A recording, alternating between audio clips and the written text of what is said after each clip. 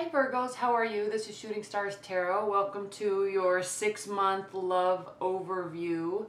And if you'd like to order a private reading, just click on the link below this video and there is a link that brings you to a booking site. It's really easy to book. Quick announcement, I'm offering a discounted love reading. And this, you can do this one, you get a private reading for the 6-month love overview. But I'm also offering a discounted love reading for the month of July only. So you have to book and pay in July.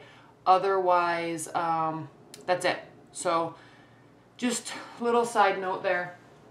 Let's get started. About this spread. This is the third quarter, July, August, September, October, November, December. Overview card, overall energy for the third quarter, overall energy for the fourth quarter, overall energy for the second half of the year for you. With respect to love, we have the Four of Pentacles. So you're either, and again, this is you because you're Pentacles, you're either holding back in your love life due to money, or you're just pulling in and emotionally. If you have a partner, you might be kind of retreating a little bit here and there. It's kind of the overall theme. So there might be moments of extroversion and then moments of introversion. Okay. For the third quarter, the overall energy is the Magician. So this is beautiful. Right as you go into the second half of the year, you have all this newfound energy. Things are starting new projects, or you're wanting to start new projects, new friendships, new relationships. You just have this manifestation aura about you.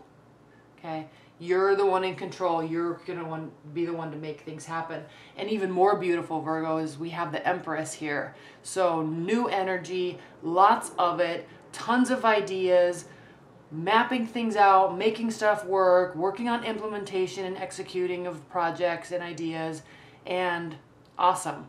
With respect to love in general, you want to go find love and you're going to put the energy into it. You're sitting here telling yourself, I'm going to go find love, or I'm going to fix this relationship, or I'm going to reconnect with my husband or my wife. I'm taking control over the situation. We're going to do this. Okay? You have that energy.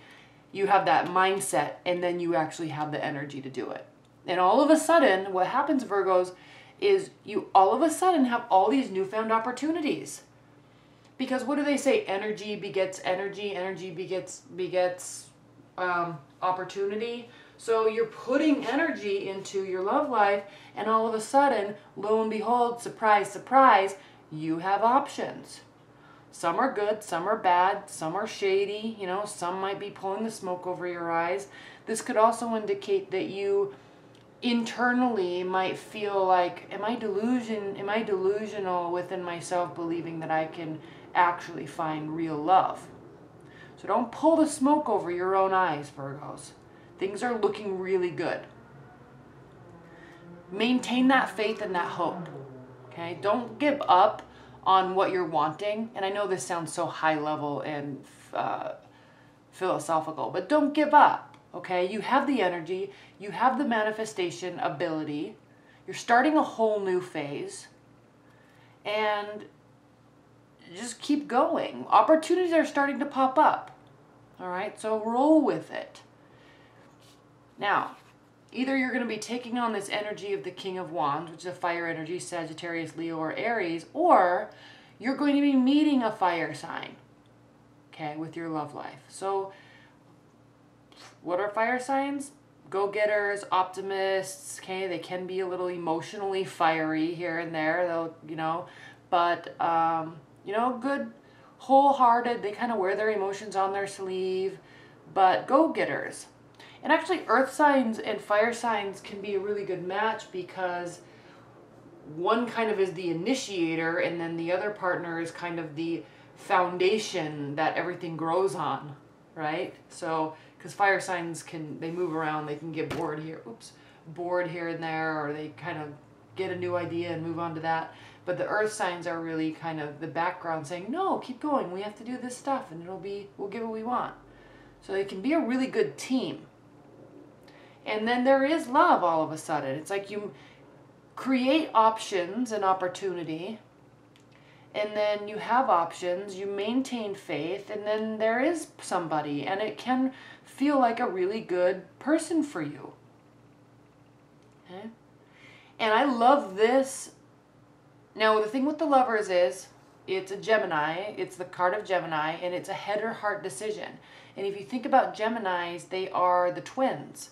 So there's the love aspect, the passion, the emotion, and then there's also the practicality, which actually speaks very much to an earth energy and a fire energy being in a union. There's the passion, there's the practicality. And this is a head or heart decision. So with the Lovers card, it's somebody that comes into your life that it's not just passion. You think to yourself, this is somebody that I actually could do something with. And you start to get really excited about it. So I don't know what happens really, but there is this sense from the fire side, or the fiery energy, that there is a lot going on, or maybe too much. Okay, they maybe have too much emotion, or maybe there's not enough emotion. Well, not. This is a card of kind of excess. This is somebody that kind of feels browbeaten and nervous, and they're kind of protecting themselves with their activities, with their surrounding themselves with a whole bunch of stuff because they can't. They're like maybe a little bit of afraid of just being in love. And then we have the Final Judgment card. And this card is actually eclipsing something in or out. It's the card of renewal or final outcome. So there might be, and then we also follow this up with the Queen of Swords. So either an air energy enters your life, or there's this decision to cut somebody out of your life. Okay. And I'm just looking now at the fourth quarter because there is this ongoing theme of fire and swords, fire, swords, fire, swords. So there may be two people. There may be an air sign. There may be a fire sign. They both might be occupying your mind. Maybe you're really not sure. So there's kind of this renewal aspect, and then this breaking aspect, and this renewal aspect, and this breaking aspect. But the key is, don't forget the Magician. Don't forget Virgos. You have the power. And maybe part of that power is withholding. Okay? Just because you have the power doesn't mean that you have to give. Part of the power is withholding. Don't forget that. Now, as we move into the fourth quarter, the energy is the Page of Swords. So there might be a little bit of stalking or spying going on, either by you or to you. Could be by one of these other people, or you could be watching one of them. I'm going to put this over here. I don't know if you can still see it. So just keep in mind, if this is you doing this, don't ever give anybody so much power that you feel like you have to watch what's going on in their life if they're not watching what's going on in your life. Right? Don't give away your power like that. That's what this is talking about. Don't give away your power. That's what this is talking about too. You have the power, but it doesn't mean you have to give it away. Your happiness does not rely on if somebody loves you or not. So, and this is that's the same message I would give to them. Okay? They need to realize, if they're spying on you, they need to realize that life goes on and their happiness is not based on the love they get from you. There is a lot of communication, possibly with the fire energy, and there is this kind of swooping in energy from this possible air sign. Okay? And what's interesting is they might try to cut the communication, they might try to change the communication, they're trying to do something between you and this fire sign, and the fire sign ends up winning. And because we have the Knight of Wands. So, or maybe they're both trying. Maybe the fire sign's trying to get your attention, and the air sign. There's all this energy as we go into the fourth quarter, and all this happiness with the Sun card here. all of a sudden there's two people trying really hard. It's so funny. There's just fire and air, fire and air, fire and air. Okay? Be careful with these energies though, because the Knight of Swords can actually be a little bit of a dangerous energy, because there's not, even though swords represent air signs, which are very cognitive, this is the energy where things are actually not thought through. They jump right in. They swoop in. They try to fix stuff, but in a really rash sort of way, from a selfish standpoint. Okay? This can be a little bit of a overexerting to try to get your attention. Whereas this energy is full of open communication, happy-go-lucky, positive, coming right towards you, not sideswiping you, coming right towards you, saying, hey, I'm ready, let's go. Okay, and then we have the Sun card, which is also representative of a fire sign, Leo, which means success, happiness, and joy. This is the most positive card in the tarot deck. And then we have reciprocity. You might feel, finally feel that there's equality in your love life. Maybe because this person is actually putting forth a ton of effort to get to know you and spend time with you. They actually feel positive about where the relationship is going, and you love it. And you're more than willing to equally give back.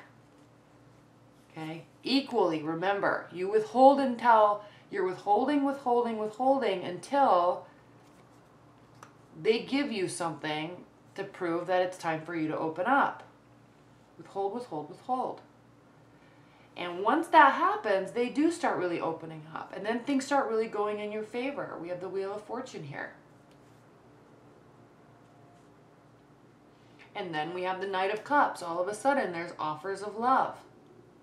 Okay? Could be from water sign, but I'm guessing most likely Virgos. It's one of these two. Most likely the fire sign, but one of these two all of a sudden starts offering love to you. And then all is right in the world. This card usually talks about the need for temperament, the need for emotional management. But I'm feeling inclined to say with you Virgos, then you're going to feel emotionally stable. You're going to feel that kind of all is right in the world. You're going to feel like, oh, this is what it's supposed to be like when someone's really interested, when someone really cares about you, when someone really wants to be with you. This is what it's supposed to feel like. Stable. Okay? So I like this ending for you. And there's going to be a lot going on through the rest of 2017. Now keep in mind, Virgos, that in August there's 2 eclipses. It's eclipse season. We're starting eclipse season again.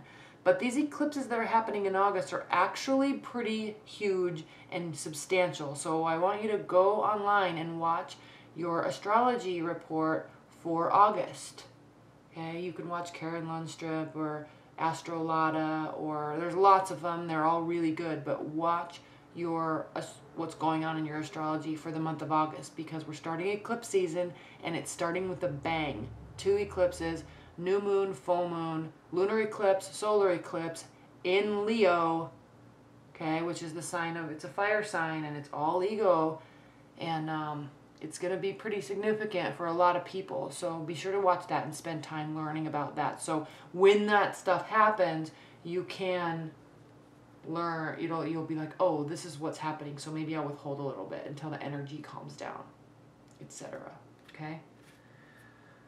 All right, Virgos, well, thank you so much. I know this is a little shorter, but again, you can order one of these for yourself, or there's the discounted love reading on my site. So I'm just repeating that because I want people to book, if they're thinking about it, do it now because it's discounted. Okay? All right, thank you so much, Virgos. Bye.